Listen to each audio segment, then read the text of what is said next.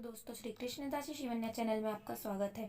आज की कहानी है स्त्री का घर, एक इमोशनल कहानी। आज की ये हिंदी कहानी स्त्री का घर थोड़ा सा इमोशनल है, लेकिन इमोशनल होते हुए भी इसका संदेश बहुत अनमोल है। आपकी आंखें थोड़ी नम करने के साथ साथ आपके दिलो दिमाग पर यह कहानी छाप छोड़ जाएगी, इसीलिए इसे हम एक बार पूरी जरूर पढ़ेंगे। आज की ये हिंदी कहानी स्त्री का घर। तुम्हें कितनी बार बताया है, मेरे तैयार होने से पहले मेरा नाश्ता तैयार हो जाना चाहिए। शादी के 25 सालों बाद भी मुझे क्यों बार बार एक ही बात बतानी पड़ती है। लता, तुम्हें क्या है? तुम तो आराम से घर पर रहोगी, मुझे काम पर जाना पड़ता है। तुम हो कि हमेशा बेवकूफ़ों जैसी हरकत करती हो।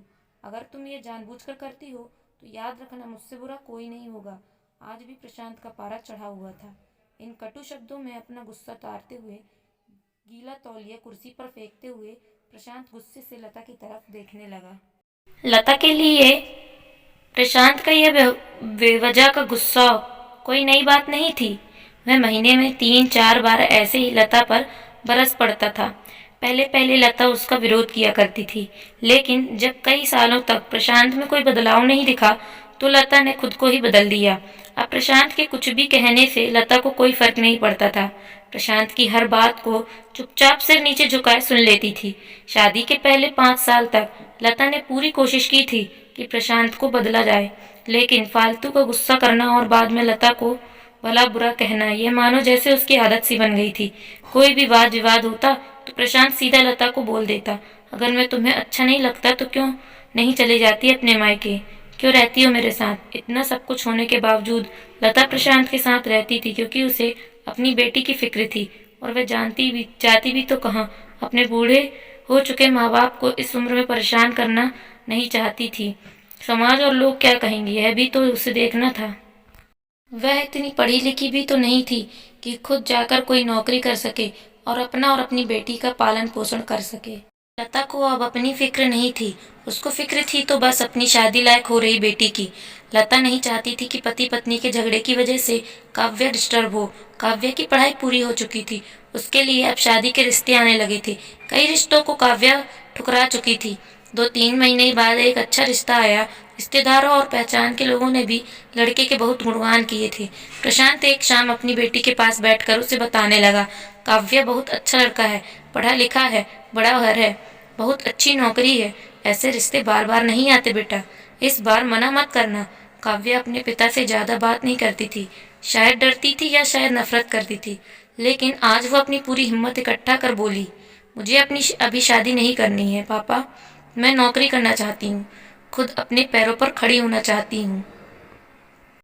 हाँ तो उसमें क्या बड़ी बात है, मैंने लड़के से बात की है, वह तुम्हें किसी बात के लिए नहीं रोकेगा। तुम शादी के बाद भी नौकरी कर सकती हो, वह तुम्हें नौकरी के लिए परमिशन दे देगा।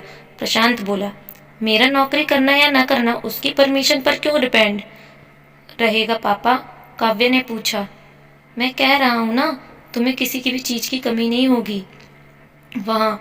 ऐसे रिश्ते बार बार नहीं आते, इसे ठुकरा मत, बहुत खुश रहोगी तुम वहाँ। प्रशांत बोला, पापा क्या मैं उतनी ही खुश रहूंगी जितनी मम्मी इस घर में खुश हैं? काव्य ने तेज कसते हुए कहा, आज तुम्हारी जवान कुछ ज्यादा नहीं चल रही? प्रशांत गुस्से से आंखें बड़ी करते हुए बोला, पापा मुझे शादी नहीं करनी है, क्योंकि शादी के बाद अगर वह लड़का आपके जैसे निकला तो मैं क्या करूंगी? मुझे आपके जैसा जीवन साथी नहीं चाहिए जो बिना बात के मुझ पर हमेशा चिल्लाए। मुझे कुछ भी अपनी पसंद का लेना हो तो 10 बार सोचना पड़े, कहीं वह नाराज ना हो जाए। मेरी तबीयत कैसी भी हो उसे परवाह ना हो, रोटी थोड़ी सी मोटी बन जाए तो घर सर पर उठा ले, उसकी चेक बुक न मिले तो भी मेरा ही दोस्त निकाले, और हर छोटी छोटी बात पर मुझे मायके जाने के लिए कहे। काव्य ने अपना दिल खाली करते हुए पापा से सब कह दिया। प्रशांत का गुस्सा 7वें आसमान पर था, लेकिन उसके मुंह से एक भी शब्द नहीं फूट रहा था। वो काव्य की बातें सुन रहा था। काव्य उतना ही बोलकर चुप नहीं हुई। आज पहली बार वह अपने पापा के सामने इतना कुछ बोल रही थी। पापा, आपने माँ के साथ हमेशा गलत व्यवहार किया है। आप अपने ऑफिस का गुस्सा बिना सोचे समझे माँ पर उतार देते हैं, कभी इस बात की परवाह भी नहीं करते कि उन्हें कैसा लगता होगा। आपकी बातें सुन सुन माँ ने अपने अभिमान खो दिया, स्वाभिमान खो दिया। प्रशांत आज पहली बार अपने किए बर्तावों को महसूस कर पा रहा था। वो इतना ही बोल पाया, जो तुम्हारा मन है वो करो, मैं इतना बुरा हूं ना? काव्या ने प्रशांत का हाथ पकड़ा और बोली, पापा, मुझे सिर्फ एक सवाल का जवाब दे दो, क्या आप चाहोगे कि मेरा पति आपके जैसा हो? अगर आपका जवाब हाँ है तो कर दीजिए मेरा रिश्ता आज ही, और ना है तो मुझे आत्मनिर्भर बनने दीजिए। प्रशांत कुछ भी न बोल पाया और वहाँ से चुपचाप बाहर चला गया। आज उसे लता के सामने जाने में शर्म आ रही थी। चलते चलते उसकी आंखों में से आंसू बह रहे थे। प्रशांत ने आज से अपना आप को बदलने का निश्चय कर लिया था। अगले दिन से लता ने अपने पति में काफी बदलाव देखा। वह सोचने लगी कि जो हिम्मत काव्या ने दिखाई है, वह हिम्मत अगर मैं पहले ही दिखा देती तो शायद आज परिस्थिति कुछ और ही होती। अब काव्या पढ़ लिख कर अच्छी नौकरी करने लगी थी और 3 साल बाद उसके लिए एक अच्छा रिश्ता आया। और उसकी विदाई पर प्रशांत बोला, बेटा तू हमेशा खुश रहेगी क्योंकि तेरा पति तेरे बाप जैसा नहीं है। प्रशांत की ये बात सुनकर लता और काव्या की आंखों में से आंसू बहने लगी। दोस्तों, हमारे समाज में औरतों को भले ही देवी का दर्जा दिया जाता है, लेकिन वह स्वतंत्रता नहीं दी जाती जो उन्हें देनी चाहिए। उन्हें बचपन से ही बताया जाता है कि वे पराया धन है। स्कूल से आने में देर हो जाए तो पिटाई होती है, मोबाइल पर बातें करते हुए दिख जाए या खिड़की झांकते हुए दिख जाए तो शक किया जाता है। माँ बाप का घर तुम्हारा नहीं है, पति का घर तुम्हारा है। जीवन भर ये बातें बता बता कर उन्हें ससुराल भेज दिया जाता है और एक दिन किसी छोटे मोटे झगड़े से ससुराल वालों से उन्हें सुनना पड़ता है कि इस घर को छोड़कर वो मायके चली जाए। अब आप ही बताओ दोस्तों, ऐसी स्त्रियों का सच्चा घर कौन सा है? आखिरकार वे किस घर को अपना कहें? हमेशा की तरह पूरी कहानी पढ़ने के लिए आपको धन्यवाद।